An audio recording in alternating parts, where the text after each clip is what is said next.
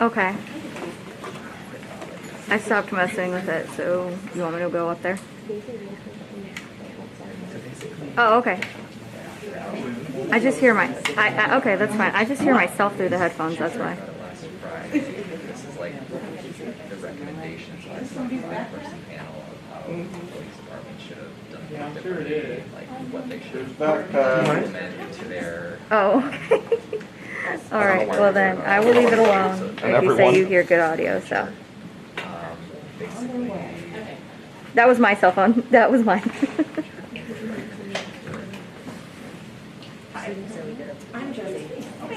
Okay, sounds good. All right, so we're good. We'll leave it alone. Okay, cool. Thank you. Yes.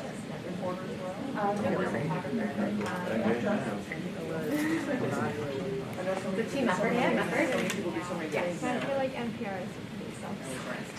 How are you? Good morning, I'm good. How are you? But I mean, I know at least one of my coworkers who's not doing that stuff like that. She wouldn't do it. Do it.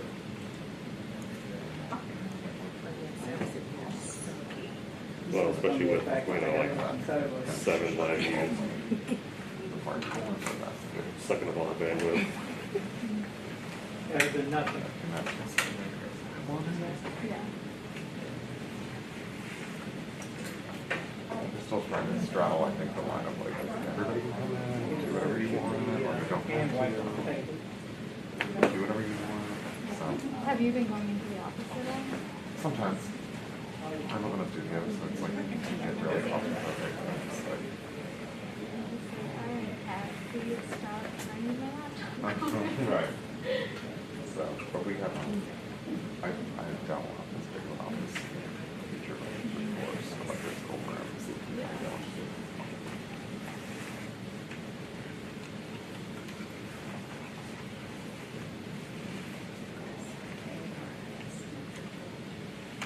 You know your day brings stuff when Billy's the first voice you hear. Oh, God. That is like the one perk of going in at 3 a.m. because you know you're not going to hear him first. I walked in to get the car keys. I was like, French toast, Billy's back. Oh, yeah. And Well, he was me- back early, too. Well, here's the thing, like, why are things like going smoothly the past few days? It's because of Billy, I am I was like halfway through like one eyeshadow on my eye and I was like flipping my watch and he was calling me. I was like, damn. like, what are you doing back? Go away. We didn't ask for this. I also asked her if we're vaccinated. You're going to take your mask off. So Apparently, if you want to keep it on, you can keep it on. So apparently, oh, jeez. I miss you, dude. I know. I'm good. It was good. Good. You actually crossed my mind yesterday. I don't know why. Just a very quick cross. Just like, you want to try it again?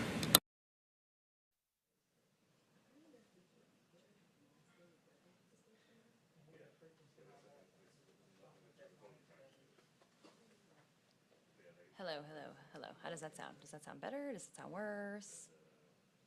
Mic check. What? What? Is this? No, it's the one that's laying down, the 635 or whatever.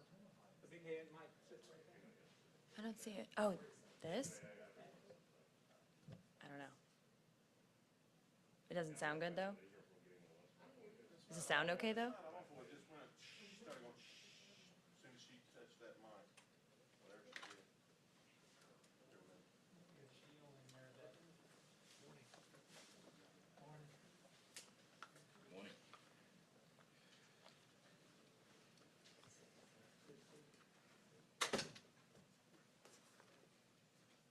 Everybody ready? Good morning, everyone. Thank you for being here this morning. I hope that by this point you all have had the chance to review the after-action report that we issued this morning. Chief Drake is going to have some opening comments about the report, followed by Mr. Ed Yarbrough, who will also have some opening comments. He was the chairman of the After-Action Review Committee. And then we'll take your questions. Chief Drake. Thank you. Good morning. Thank you for being here. On January 7th, I announced a special five-member committee to undertake an after-action review of the bombing on Christmas Day concerning Mr. Anthony Warner. After 5 months of dedicated work, the committee has forwarded me the report, and I accept all of its recommendations as shown in the report. The committee has concluded in no way, there's no way we can know for certain that this bombing could have been prevented. And the patrol officers followed protocols properly, but there were some deficiencies that were noted. The police department is committed to seeing that all deficiencies are corrected moving forward. The committee's 8-page report contains a number of solid, important recommendations that will significantly strengthen our response. Among the safeguards establishes a monthly explosive summit, which is I'm unsure of is happening anywhere else in the country, that involves the federal government, the FBI, the ATF, members of the Department of Homeland Security. The summit will provide a regular forum for discussion of investigations, and it will include our bomb technicians from the police department. I'm extremely grateful for the 5 members of the After Action Committee, including Mr. Ed Yarborough, former U.S. Attorney, Middle District of Tennessee, who headed this. Also, Council Member Jennifer Gamble, the Chair of the Public Safety Committee of the Council. Also, Jill Fisher, the Executive Director of the Community Oversight Board, who is here with us today. Kathy Morante of the Office of Professional Accountability, also an attorney. And also Deputy Chief Dwayne Green, who commands our Community Services Bureau. At this time, I would ask Mr. Yarborough to speak with you and take any questions. Thank you very much, Chief Drake. This is a difficult day in some respects because we knew that the report would probably find some deficiencies in the work that was done, even though there was a lot of work that was done by the Patrol Division in particular that was quite good and accomplished all of their purposes. But I want to say that the group, what we call the board or the committee, including Ms. Fisher, who is here today, worked very well together. They were very cooperative with each other. We met numerous times. I don't think I counted. I probably close to 10 times up in the law offices where I work, and then we also did some other work by internet, and obviously we emailed each other many, many times. But the group was very well coordinated. They cooperated with each other. At times, there were differences of opinion, but we were able to resolve those without any acrimony, I believe. And we've come to the conclusions that are in the report that you have now seen, which we feel are accurate. And as the chief said, though, and I believe it's on the bottom of page 2 of the written report, it is impossible to know what, if anything, could have prevented this terrible incident. But for the unusual characteristics of Mr. Warner, this could have been the greatest mass murder in the history of Tennessee. Fortunately, he decided to warn other people and only kill himself. But we can't take any comfort in that. And so what we looked at was what happened back in August of 2019 to see if there was any basis upon which we could say that it could have been prevented. The problem with saying that is we have the benefit of hindsight, and obviously those police officers did not.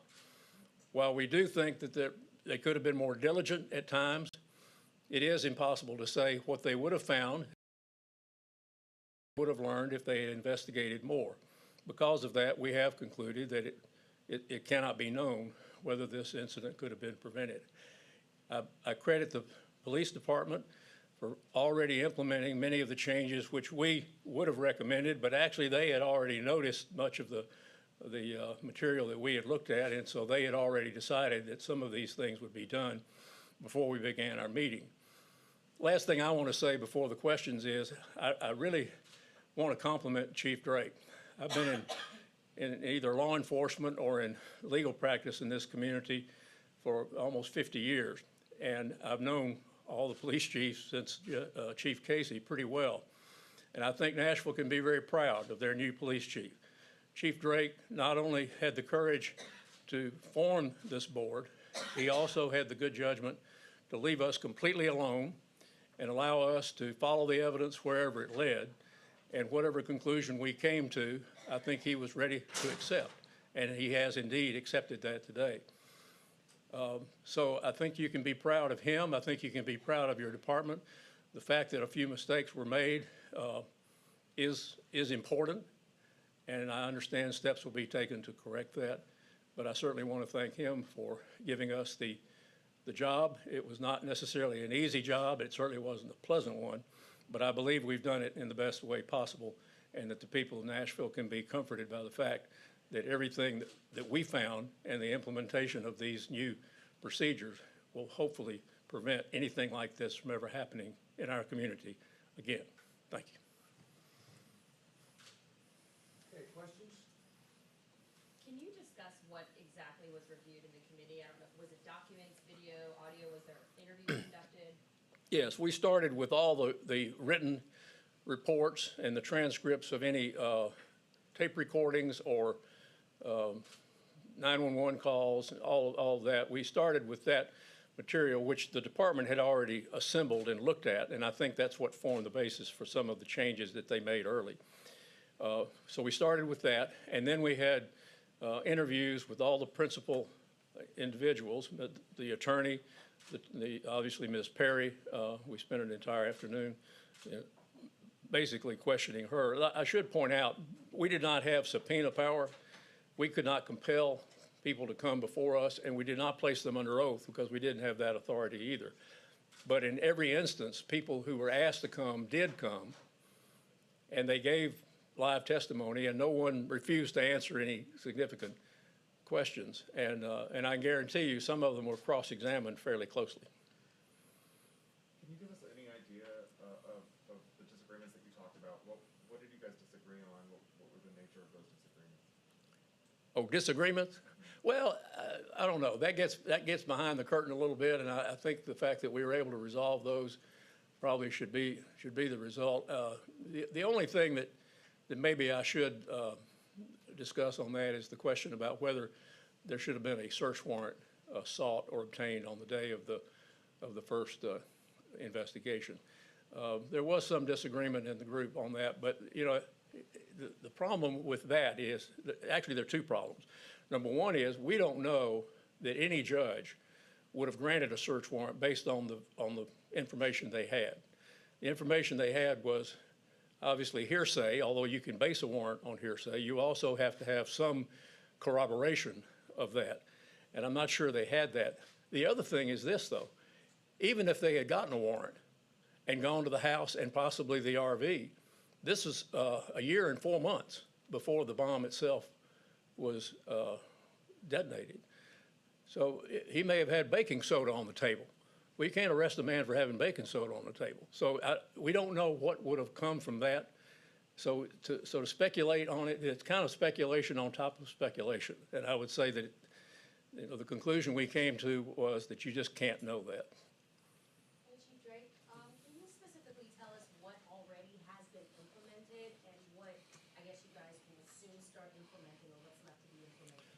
So what we've implemented is, so we want our investigative units, hazardous devices to document all incidents instead of committing it to memory. We also want our precinct investigators to follow up on that, so that's been implemented. We've been getting bomb threats for years, and this is the one that finally detonated, but it put us in a place where we need to make sure we have safeguards in place. And before a case is closed, it has to be presented to command staff. There's also, which is going to be implemented, a 4-part closure system to make sure there's no gaps that are that's not disclosed, so we can find out. We want to make sure that we close it in the proper way and that it's not closed prematurely. And so those are the ones that are implemented. And then we have the monthly task force with the federal agents, which would be the ATF, Department of Homeland Security, FBI, et cetera. So we bring all the parties to the table to discuss what's going on, what's been done, and what we can do moving forward. So.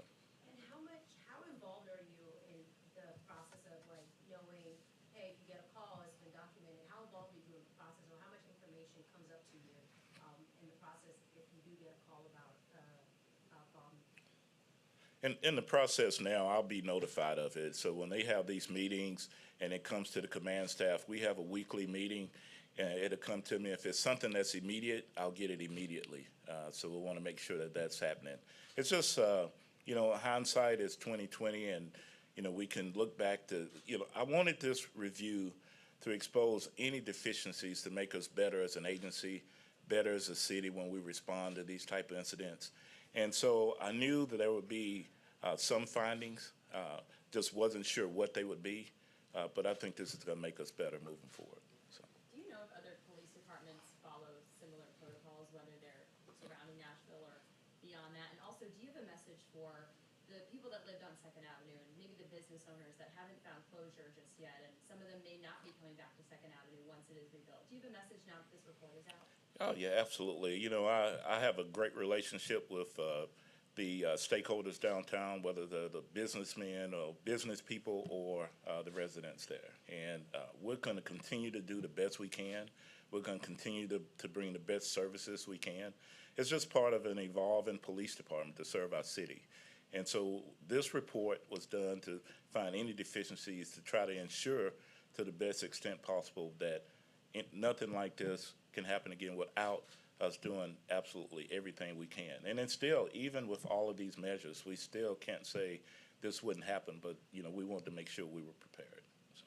Chief, the report mentions one officer in particular, Officer Pollard, with the bomb squad, and mentions that he didn't document some of the work that he says he did to investigate the tip, and that he acknowledged that he didn't do a lot of work that maybe some people would think that you might do if you were investigating such a tip. Do you have plans to discipline him, or do you think that was appropriate? Well, definitely we'll review it internally as a department to see what we need to do moving forward. We put procedures in place to make sure it's documented moving forward, but when you look back, a lot of investigators may go knock on a door and not get a response and not document it. And it come back this time that, had he documented, then, we would have known that he had made all these steps. Again, it couldn't have been prevented, but it would have been helpful to have this documentation. And so, we'll see internally what we need to do for that. Were you surprised to see that there wasn't documentation, or do you think that that's something that investigators across the department are doing, like taking steps without? I wouldn't say investigators across the department. I just would say that in this particular case, he went to a door, he knocked, he didn't get a response, and he didn't document that I knocked on a door and I didn't get a response, or I knocked on a neighbor's door and I didn't get a response. Those should have been put in a file. Are there penalties or, anything in place if your officers don't follow these new recommendations or these new guidelines? Absolutely, it will be. So it will. It'll be adherence to policy, and we want to make sure they follow all protocols, and we'll discipline accordingly when we need to. So. Chief, can you talk about why there had been a breakdown in communication between MMPD and the Joint Terrorism Task Force in recent years, and kind of when that happened and how it's going to change now? Well, in recent years, the Joint Terrorism Task Force officer was assigned part-time. They worked in specialized investigations, and with some of those cases, complex, whether it's with Homeland Security, the FBI, et cetera. And so I wanted to make sure this was full-time. And so that officer is now full-time, and there's no gaps to where they have regular communication with the FBI and et cetera. I'm not sure why they went to a part-time format, but when I heard they did, I immediately changed it back. So. And can you talk about how many tips you're looking into now regarding bomb threats, if it's gone up or down at all? Well, we get bomb threats regularly, and we're reviewing all of those, and we have the monthly summit. That summit will be, all those cases will be discussed with all the powers that be, the federal agents, the state agents, and also with our MMPD employees. So with that being said, we have all levels being from federal to local that's exploring all of these cases, so that'll be very helpful. Same thing we looked at, even when we were working in domestic violence and other cases, we found we were more efficient when we all came together. The same approach is being done here, but except on a much broader level. So. After the bombing, Chief, you said that you believe the officers in August 2019 had done everything they could. Now, I mean, this report seems to say the opposite. So based on that particular meeting, I had met with Detective Pollard, I had met with, had conversations with the FBI, had conversations with some of the specialized investigation detectives, and based on the information they had given me, it wasn't anything else, in my opinion, at that time we could have done. But that's exactly why I ordered this after-action review, and that's exactly why I wanted the people involved, the people that would not say, hey, we totally agree with you. We have the Community Oversight Board, a former U.S. attorney, and we have others that could sit on this panel and say, hey, this is what could have been done better, or flat out, this was wrong. I would have accepted all of that. And so to go back and look at this is what I really wanted, to try to find any type of gaps and deficiencies to be better moving forward. Do you think that that's a problem, though, if you met with senior members of your leadership team and you felt like everything was done correctly, and then this review indicates otherwise? Well, it wasn't senior members, it was detectives, some of the senior executive staff, but based on the information given us, at that time, that was all that I felt could have been done. These new procedures that's been put in place, I think go above and beyond in making us a safer city. In having communications with the federal partners, with the state partners, about any and all cases. That way we have a 4-part closure to make sure it's not any gaps. So the whole thing is just to make sure we're better moving forward. And, at that particular time, that was the information that was given. So. Do you have any regrets about how you shared the information about the 2019 report in the days after the bombing? I don't have any regrets. I mean, when I got the information that particular morning, I had meetings with the staff, with the officers, and with others. And then immediately that afternoon, I'm not sure what time, we had a press conference. I didn't delay that any. I could have waited a day or two and gathered more information, but I wanted to be transparent as quickly as possible with the information that we had. So. Can you speak a little bit more broadly about what your reaction was to the report? I mean, there's some bruising findings there. What did you think when you first read it? I expected some of it, as I, sat down for a few days and I looked at it in hindsight. Documentation was one. How do we say that we did all these things, these procedures, et cetera. And so wasn't just a little bit disappointed that we didn't have these procedures in place beforehand. But again, that's why we have the after-action report. We have some good men and women in this police department, and the following up and making sure they documented it would have been better. But the main thing is we're going to be better moving forward. So. Anybody else? Thank you, gentlemen. Thank you.